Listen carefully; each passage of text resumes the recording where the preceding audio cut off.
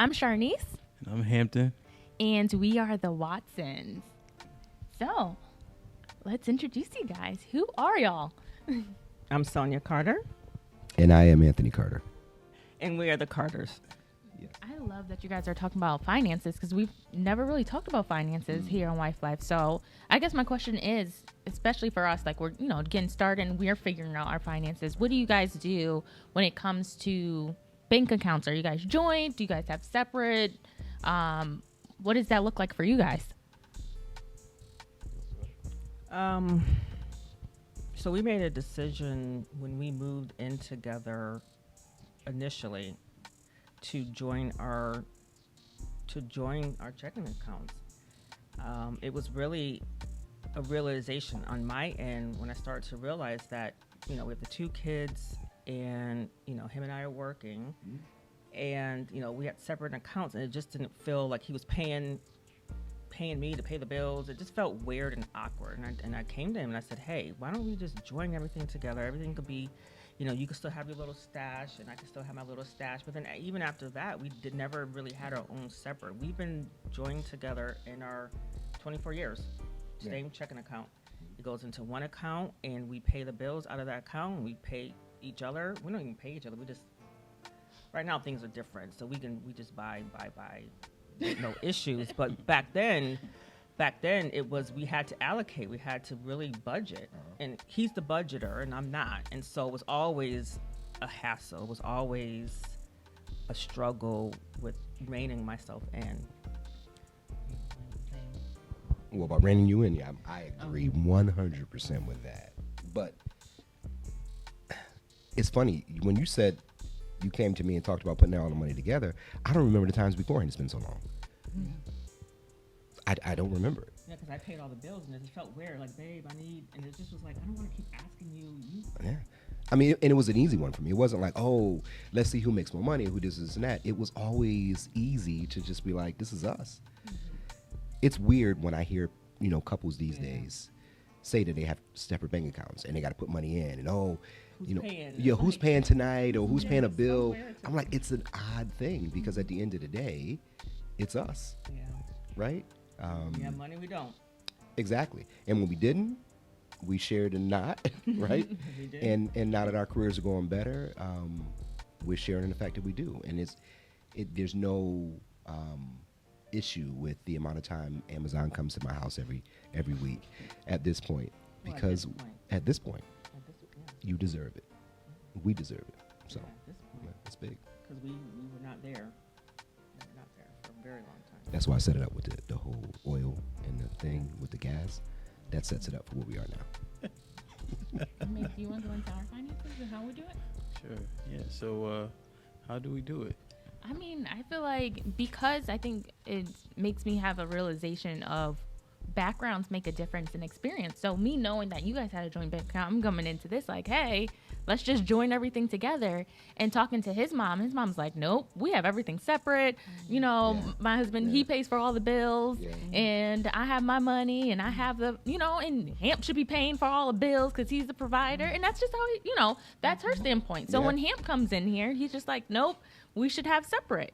It wasn't There's three Hamps. So you said Hamp and then Hamp. Hampy. Yeah. So when she made reference to the first Hamp, that's my dad. Because then you switched, but they don't know because I'm Hamp to everybody. Yes. So when Hampy, the youngest one, the one I'm married to, comes in, he's just like, we should probably have separate accounts. And I'm thinking, hey, no, we should just merge everything together.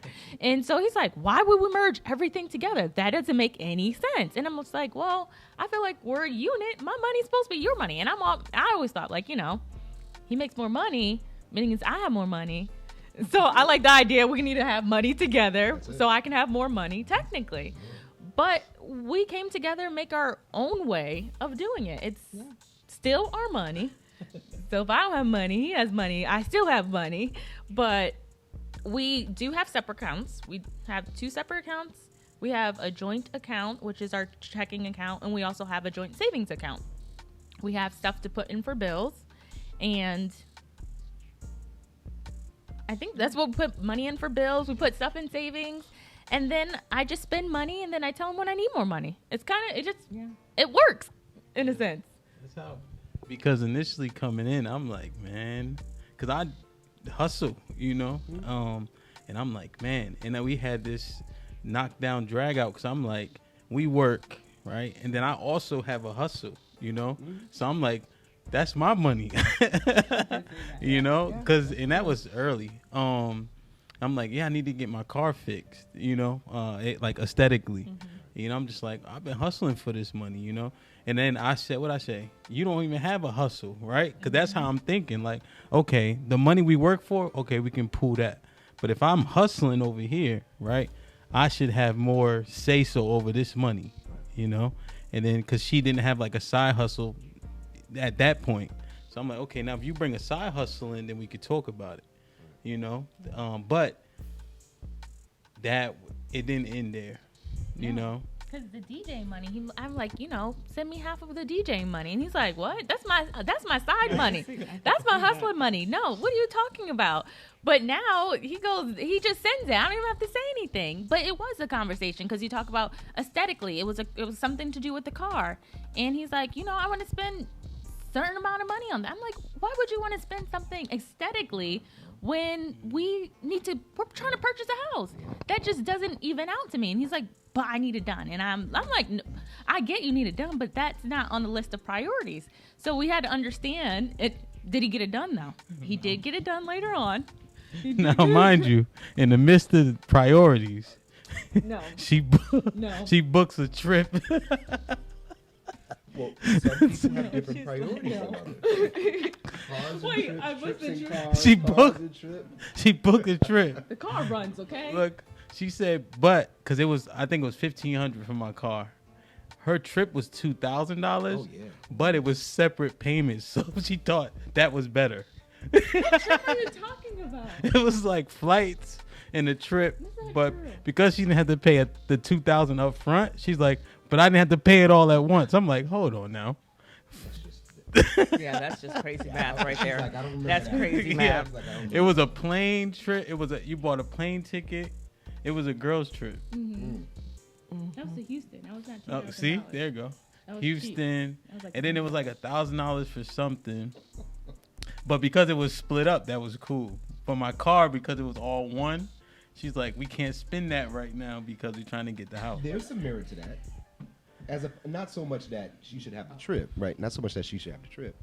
Is that as a finance person, if you can break it down, right? Yeah, you budget it over time. You have to budget over time. Some of that you could take at one time, and other times you can be like, well, I can't take that much at one time. Well, you have to remember, your story sounds pretty typical what we hear with couples that have established and have been working for years. Aunt and I, we built together, and so it's different. So it's no, like if you think about prenups coming in, we built all this together. So there's no separation of.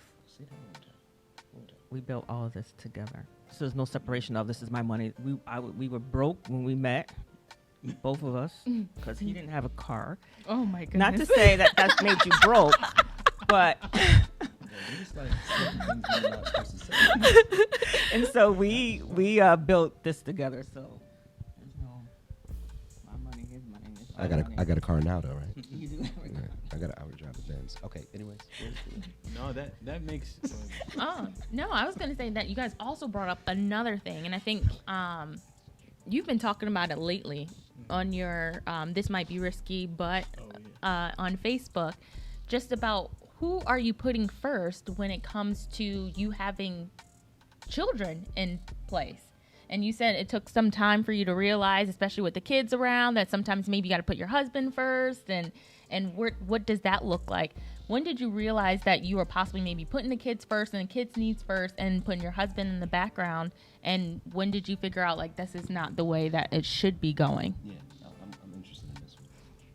I think I'm still figuring out, I would say.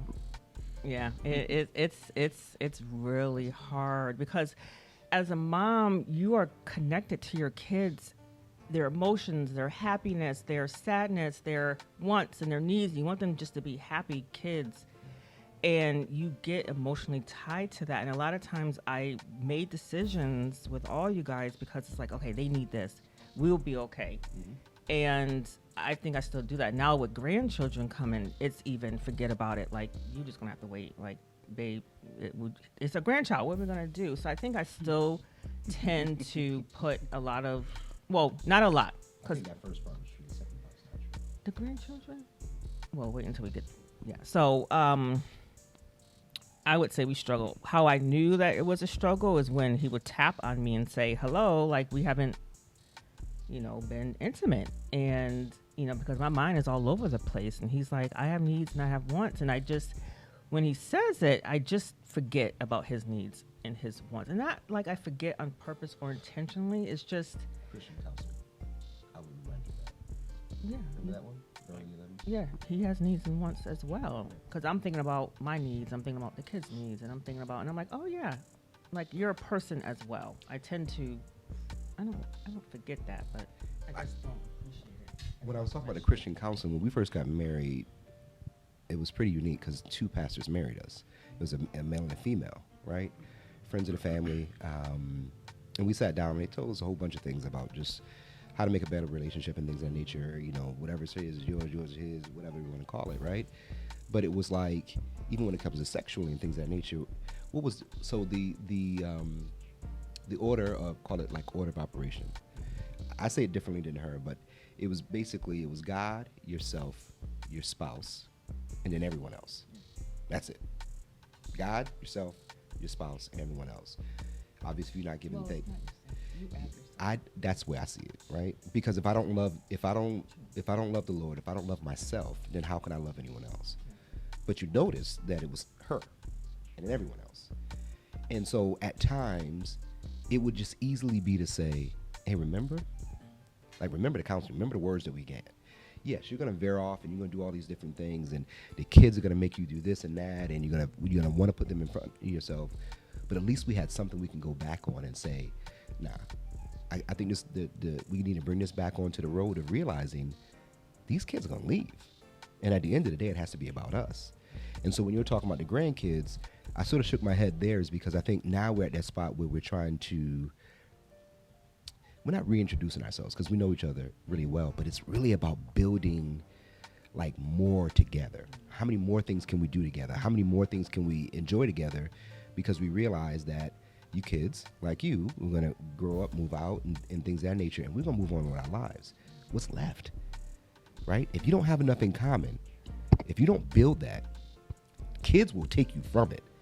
And I know people in my life who are like, once their kids get to be 18, they're wondering if their relationship's going to hold up because them and their spouses are so far apart. They don't know each other anymore.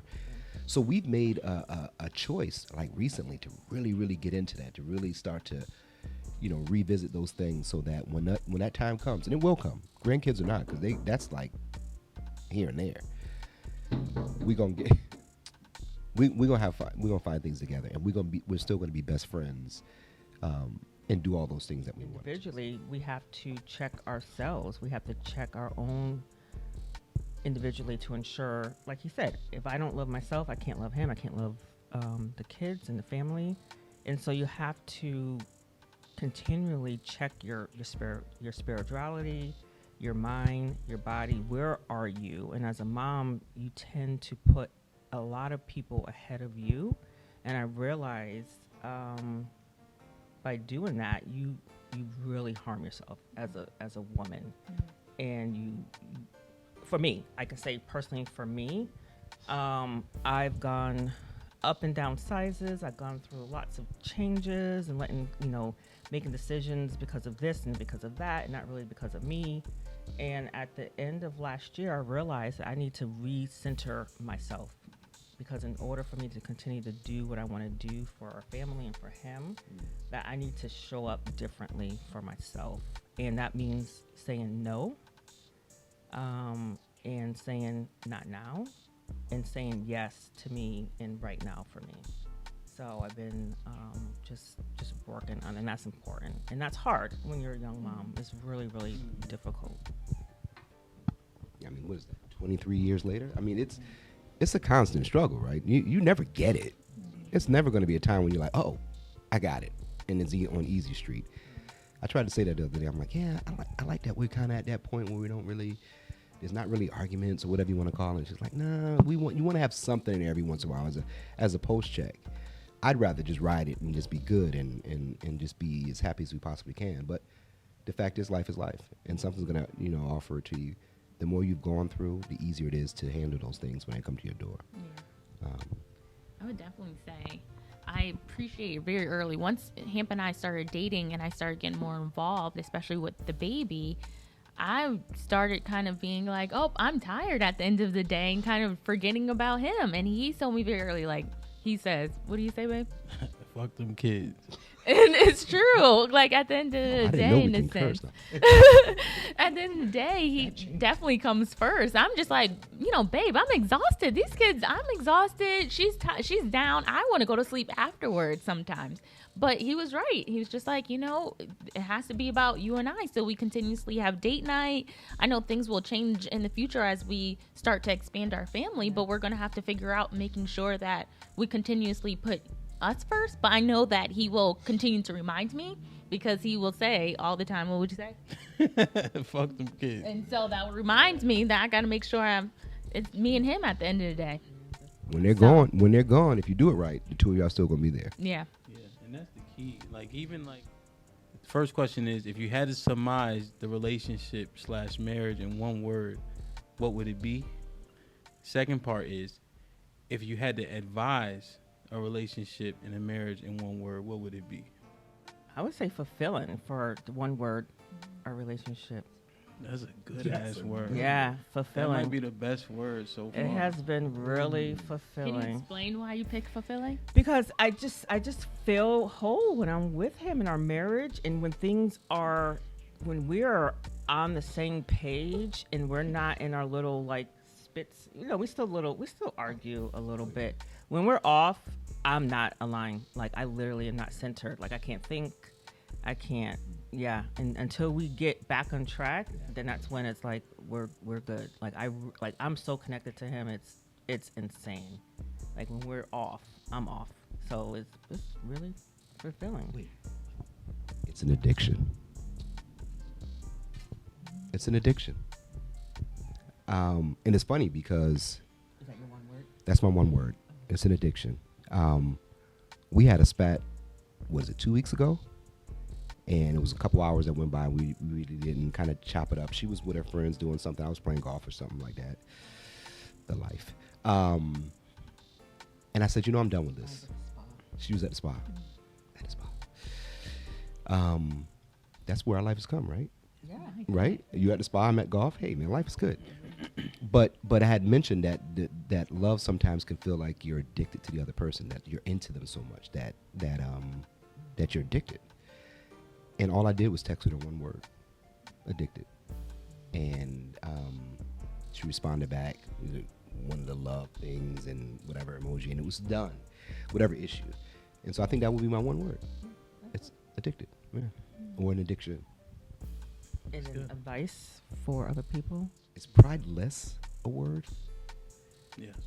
Is it prideless? Yeah, the reason why I say that, right? So, because a lot of times, it's funny when you guys were talking about the checking accounts and the side hustles and things of that nature, right? And everybody, if we're on our, our own individual journeys. But man, we used to have these conversations and like arguments where it was just like, well, I do this and you do that and I do this and I do that. Mm-hmm. And it was like, at the end of the day, right? We die. We're going to stand before the Lord, and the Lord going to be like, you know what, Aunt? You did 500 things more than Sonia did. That means you won. You were a better spouse versus her. And Sonia, you need to step your game up because you know, Aunt's ahead of you. There's no tape like that. There is no tape. There's nobody at the end of the day that's going to say at the end of the relationship that I did more for the relationship than the other. Or it shouldn't be if you got two people giving their all. And so when I say take away that pride, a lot of time the pride says,